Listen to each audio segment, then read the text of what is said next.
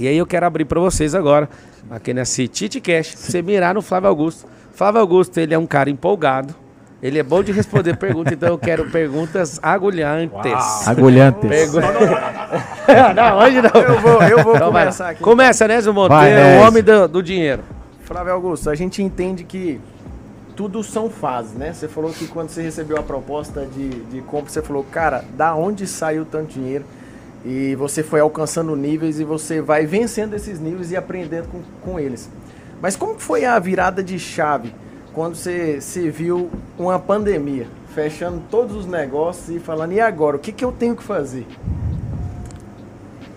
A pandemia, eu não tenho nenhuma dúvida que foi um desafio para todo mundo. Para mim, para todas as empresas, para as pessoas que trabalham. Foi um grande desafio, né, a pandemia. E para quem tinha um negócio do tamanho do nosso, quanto maior o negócio, o desafio ele é maior. Meu negócio naquela ocasião era um clube de futebol nos Estados Unidos, que tinha um estádio de futebol, que vendia milhares e milhares de tickets por mês, com 52 patrocinadores, com 300 funcionários, com 28 jogadores de futebol. Imagina a folha de pagamento disso. Imagina a folha, amigo. E o outro negócio era uma rede de franquias, 420 escolas. Uma central em Curitiba, na época, com cerca de 200 funcionários e 12 mil funcionários na rede inteira. Que do dia para o outro fechou que do dia e parou. pra noite, tudo fechou. Obrigatoriamente, por força de lei e pela condição da pandemia. Toda aquela incerteza que a gente viveu, aquela dúvida, o medo da doença, as pessoas estavam assustadas, todo mundo foi para dentro de casa. E as escolas todas fecharam e o estádio todo fechou. Nesse momento você sentiu medo, falar assim, e agora? Você acha que eu senti medo? Né? Você acha medo? Eu fiquei apavorado. Eu não fiquei com medo. Falei, cara, porque eu tive a exata noção naquele momento, Nésio. Acabou o negócio. Sim. Porque também ao mesmo tempo eu falei, não vai voltar daqui a 15 dias. Muita gente falou, daqui a 15 dias vai voltar. Cara, isso vai ficar um ano no mínimo. Eu lembro, eu achava que você era muito pessimista na previsão. Eu lembro. Aí você falou, não, isso aí vai demorar. Eu falei, esse cara é pessimista, mano. Esse cara tem que ser positivista e tal. E você acertou na previsão. A gente trabalhou muito assim, cara. Não confundir pior cenário. Pessimismo com negação. Porque a gente quer acreditar. Uau. A gente quer acreditar naquilo que é legal. Ser otimista, mas se preparar para o pior, né? Claro, é a frase sua, inclusive. Ele tem que se preparar. E a frase que determinou aquela época era: espere o melhor. Então, isso aí. Tá aí o otimismo, mas se prepare para o pior. Sim. Então a gente se preparou para ficar um ano fechado. Eu me preparei para ficar um ano fechado. Uau. E a gente pivotou, criou produtos digitais. Realmente foi a gente saiu de 67 mil alunos para 400 mil alunos. Isso aí vai ter que virar um filme, hein? Filme de Hollywood. No clube a gente segurou, exigiu investimento. Não existe futebol online, né? Outro sítio online, não existe. Teve que segurar, bancar. E era carinha, brincadeira, em dólar, não é? E já estava no meio do processo de venda e a venda acabou acontecendo. Ou seja, o final feliz no clube, o final feliz na Wiser. Mas eu te garanto assim, foi assustador. Tá? Eu fiquei assim, com meus sentidos de sobrevivência aguçado, como se eu estivesse numa selva. Sim. Eu dei de cara com um leão, assim, faminto na minha frente. Uau.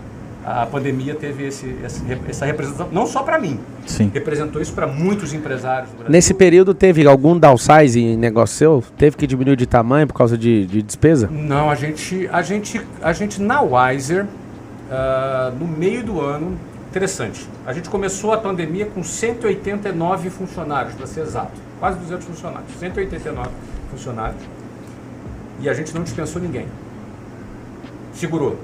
Viramos para o online. Sim. Vamos ver o que acontece. Não dispensa ninguém. Minha recomendação para franqueado, não dispensa ninguém.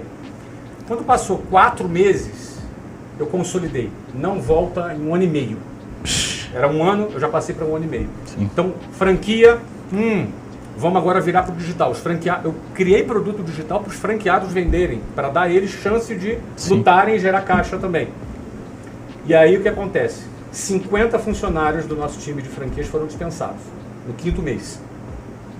Duríssima decisão. Gente boa, gente que eu gostava, mas não tinha. Não tinha como voltar ali. 50 foram dispensados. E a gente contratou, de lá para cá, 800 pessoas em tecnologia, atendimento a cliente. Porque cresceu para 400 mil. Cresceu para a parte de tech. A gente virou uma empresa de tecnologia. Então a gente era uma empresa de ensino. 189 funcionários, reduziu para 139 e hoje tem quase 950 funcionários. Uau. Vai lá, Marcos Paulo. Pergunta pro Flávio. Seguinte, Flávio. Você falou que quando recebeu a proposta no grupo da Wise, você não entendeu como é que esse cara tem esse dinheiro, como é que eles arrumaram isso, qual que é o sentido disso aí? Aí você falou claramente, eu fui atrás das pessoas que podiam me explicar. Eu pedi 30 dias para poder entender.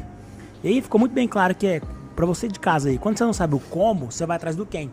Então o Flávio Augusto não sabia o como daquela operação, nem o porquê. Ele foi atrás dos quens, pessoas qualificadas que podiam explicar isso para ele, para poder entender. Eu te pergunto, quem foram os 2 quens que mais mudou sua rota? E quais foi essa mudança de rota? Por exemplo, eu e o Pablo passou uma tarde de lá em Orlando, há 2 anos atrás quase. Mudou nossa rota. A gente era só educação. Agora a gente é de tech. Então você foi um quem... Oficina, spa, saúde, cultura. Mas o nosso core business mesmo é terra, imobiliário e depois é de tech.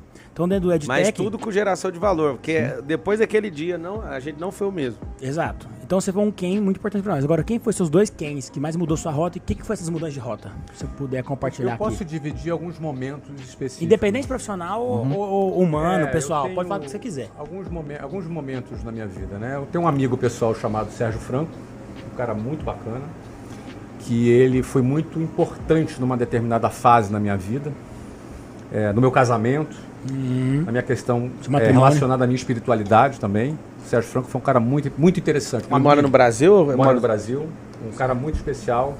Me ajudou bastante ali a organizar minha vida, meu casamento. Imagina eu novo, 20 anos, Luciana 17. Enfim, todo o suporte, todo o apoio. Foi uma pessoa muito interessante, inclusive na época, quando eu estava crescendo financeiramente, era muito jovem. Tem gente que enlouquece, ganha um dinheirinho e já fica doido. Então, assim, uma pessoa que me ajudou muito em me ajudar a ter... Mantendo o trilho. A cabeça nas estrelas era por minha conta, mas o pezinho no chão, ele me ajudava bastante. Outra pessoa muito importante é um cara chamado Manuel. O Manuel era o diretor da empresa em 1991, que eu arrumei o meu primeiro emprego como vendedor de curso de inglês. Era o dono da escola que você iniciou? Ele era o dono daquela escola que eu iniciei. Tá? O Manuel, ele foi o meu professor de vendas. Eu aprendi a vender com o Manuel. Eu aprendi a vender matrícula com o Manuel. E ele foi um cara, eu tinha 19 anos, ele tinha 36 anos, então ele me mentorou muito, me ensinou a técnica, me ajudou a lidar com a minha ansiedade, porque é uma coisa que é difícil para um vendedor lidar com a sua ansiedade. Foi determinante. Eu com 19 anos, rapidinho eu cheguei a gerente, eu cresci ali dentro, e ele foi um cara que realmente virou o jogo. Um pouquinho mais adiante, 1 ano e meio depois, o chefe do Manuel, com quem eu passei a trabalhar, se chamava Mário. O Mário foi um cara determinante para me ensinar a liderar pessoas. Então foi muito determinante para liderar pessoas, para poder me ajudar. Porque uma coisa é você vender, outra coisa é você formar e liderar. Outra coisa também com o Mário, que eu vi referência. Eu fui na casa dele, olhei a casa dele, uma baita de uma casa, o carro dele, o padrão de vida que ele vivia. Ele elevou as minhas referências. Ele é um cara muito ousado. Subiu sua régua. Ele subiu minha régua de ousadia. E aí eu, queria ser ousado, eu queria conquistar aquilo. Você que está assistindo, só uma pausa, Flávio. Você anota esse código, dá um zoom nesse código do Flávio. É que você precisa levar a referência. O Marcos falou, subir sua régua. Porque geralmente você não acredita. Né? Foi determinante então para ele ver isso. Né? Igual quando a gente tava chegando em Alphaville. A gente olhou para uma casa, um castelo. Hoje a gente não quer nem dar do castelo. Porque já perdeu a referência. Subiu a régua. Eu, Flávio, eu tinha um carro que eu queria ele e eu não aceito ele nem dado mais. Que é o Camaro. Ele era o carro dos meus sonhos. E um dia eu tava andando aqui em Alphaville. Não, preto. Eu acho que eu não quero mais por causa da música. Queimaram o carro. E aí um dia o carro passou por mim, eu falei, cara, eu tinha que ter comprado esse carro, esqueci. Não deu tempo de realizar esse sonho. Só pra fazer drift agora. Passou. E aí que tá o lance. Quando você não tem referências, você começa a sonhar uma coisa. Depois que você começa a andar com certas pessoas, sua referência muda. E se você comprar tempo, que é o que o Flávio ensina muito bem, você vai engolir todos os seus sonhos. Porque os seus sonhos estão ligados às suas condições e não às suas decisões de vida. E aí eu desejo de todo o meu coração que você cresça de forma absurda para chegar nesse ponto dos seus sonhos ficarem irrelevantes. Quais sonhos? Os sonhos da sua condição, da sua falta de referência. Exato. Então isso faz muito sentido quando você começa a ter referências. E a gente vai falar de referências daqui a pouco. Show. Vai lá, seu... Perdão. Perdão, deixa eu pausar. É porque ele me pediu 2, eu tô dando 4. Já dei a terceira. Over delivery. Over delivery aqui. É isso aí. Eu vou dar a quarta. A quarta é a Luciana. A Luciana, em primeiro lugar, ela aumentou a minha referência de ambição. Alguém pode pensar, mas como assim? Ela era ambiciosa? Não. Eu comecei a namorar a Luciana, eu tinha 18, ela tinha 15. Isso é importante. Como assim, quarto? Essa é a terceira. Manuel. Não, Manuel, o Franco. Manuel, Mário. Mário? É. Que Mário? Mário Magalhães. Você é nobre, Flávio. Você é nobre. Se é fosse esse aqui, ia falar outra coisa. Então, quarta, Luciana. Muito bom. A Luciana, eu comecei a namorar com ela com 18, ela tinha 15. E foi a primeira vez que eu pensei na minha vida, cara, eu preciso ganhar dinheiro. Levar no lugar melhor. Pagar um sorvete. Jantar melhor. Sim. Não pode depender, pedir dinheiro pro meu pai. Primeira coisa que eu pensei, ou seja, cara, eu comecei a desejar algo que estava fora do meu radar. Meu radar estava estudar. E a partir daquele momento, passou a estar, preciso ganhar algum dinheiro. Depois eu queria casar. Aí eu comecei a trabalhar, aquilo era a minha motivação. E a Luciana não só me impulsionou para frente, por querer dar a ela aquilo que eu achava que ela merecia, e que merece até hoje, faço 29 anos de casado, semana que vem, daqui a 10 dias eu faço. Parabéns. Faço 29 Parabéns. anos de casado. Ela também sempre foi uma pessoa que me ajudou a botar pezinho no chão. Porque cabeça nas estrelas é até mais fácil, embora nem todo mundo tenha. Mas pezinho no chão às vezes é difícil. Então, ela foi também uma pessoa que fez e faz muita diferença. Tá. Você me permite? Até o momento que eu tô vivendo, você falou aí que a terceira pessoa foi liderança de pessoas. Se pudesse dar 3 passos aí pra gente poder avançar nessa direção de liderar cada vez melhor, formar time e manter o time engajado no projeto. Porque não é só formar o time e recrutar as pessoas certas. Perfeito. Mas dar manutenção nisso aí. Vamos lá. Você que formou vários times de várias frentes e vertentes diferentes. Eu acho que a primeira vertente para liderar está no recrutamento. Eu gosto de eu mesmo recrutar as pessoas que trabalham comigo. Até hoje. Tá na entrada, Dependendo né? da operação. Por exemplo, na área de vendas, aquele projeto, a Wiser Sales Platform, que eu estou comandando, eu mesmo faço o recrutamento. Por quê? Porque o recrutador é quem planta a primeira semente no coração da pessoa. Está É nos essa drives. semente que vai brotar. Uau. Então eu quero plantar essa semente, entendeu? Eu quero identificar qual é o solo fértil aonde eu vou plantar essa semente. Sim.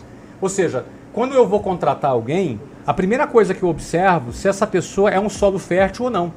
O que é um solo fértil? É alguém que tem fome e que é humilde.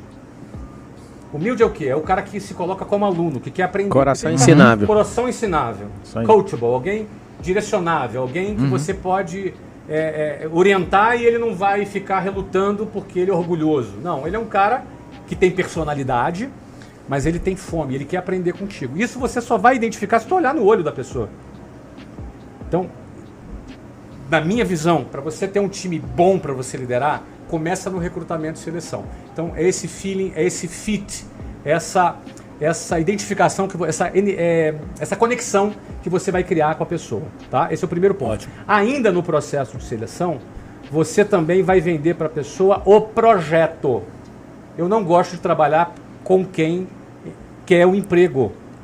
Eu gosto de trabalhar com quem quer o projeto. O projeto. Ou seja, eu quero apaixonados pelo futuro. Visão de longo E prazo. não alguém que queira só pagar as suas contas do mês. É claro que pagar as contas do mês é importante. Mas se a pessoa não tem a visão do futuro, essa pessoa vai fazer o óbvio. Ela vai te tirar do futuro. Ela vai talvez Sim. te tire do futuro. Boa. É uma consequência. Então, o segundo ponto, eu quero vender o projeto. Eu me conectei com o cara, eu vou vender o projeto para esse cara. Quero ver como ele reage. O cara comprou o projeto. Quando o cara compra o projeto, ele não está nem aí para o salário, ele não está nem aí para nada. Tudo vira detalhe. O horário de trabalho vira detalhe, a função vira detalhe, o salário vira detalhe, porque o que importa É o projeto. é o projeto. E o presente é o meio. Então, esses são os dois elementos do recrutamento e seleção. E as pessoas ousadas querem participar de grandes projetos. Querem grandes projetos. E essa pessoa que você tem que procurar. E detalhe, essas pessoas existem. E elas estão por aí. Tem Marcos Paulo por aí, tem Pablo Marçais por aí, tem Jardins, tem Neto, tem várias pessoas de muito potencial por aí, esperando alguém para ensinar, para dar referência, para virar a chave dela. Tá? Então, esses são os pontos no recrutamento. Depois de recrutado, eu acredito na liderança que dá exemplo. É o cara que vai no campo de batalha, vai dar o exemplo. Porque se você for um cara que fala, mas age diferente, você vai ser desmoralizado. Aquela conexão, ela acaba. Agora, se você for um cara que pega e que vai fazer o trabalho junto com ele, que vai dar exemplo para ele, vai gerar resultado com ele, esse cara é teu aliado. Esse cara vira exército teu. Ele não é um funcionário, não é um colaborador. Ele é um capitão junto de um exército para vocês conquistarem o futuro. Então, exemplo e essas questões da liderança. Eu poderia falar coisas técnicas, mas Sim. eu acho que esses elementos já... Mas eu imagino que possíveis. técnica é muito fácil você ensinar, mas um coração ensinável Não, é difícil. é. A pessoa ter humildade para aprender, né? Vai lá.